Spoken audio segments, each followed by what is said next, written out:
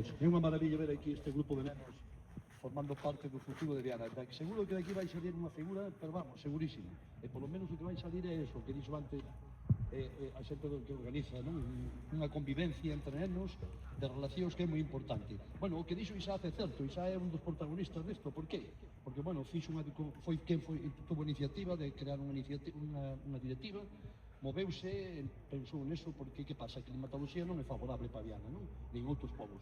E todo no campo, pois estaba no inverno sempre en unhas condicións lamentables, que non se podía practicar o fútbol, que era un risco para os nenos que querían practicar fútbol.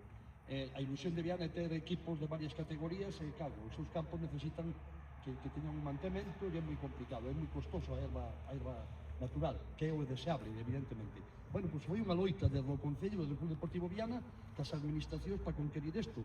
E temos a sorte que non só como administración que estuvemos gobernando Viana, coincidirnos que fomos quen de facer o último esforzo e conquerir o campo.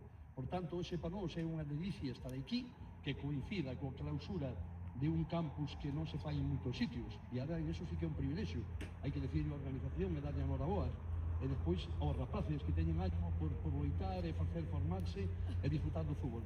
Así que coincidindo ambas cousas, que é clausura e inauguración do campo, para non ser unha delicia, esperemos que no futuro haxa moitos nenos, que isto continue e conquerir varias categorías para que Viana teña moito futuro, tanto deportivo como de convivencia entre a xente. Así que moitísimas gracias á Deputación, ao Concello de Viana, o esforzo que fixo a directiva e a Federación Provincial de Fútbol, evidentemente, que todos formamos un equipo para conquerir este éxito.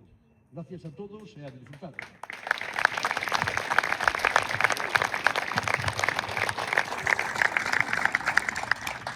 Muy buenos días.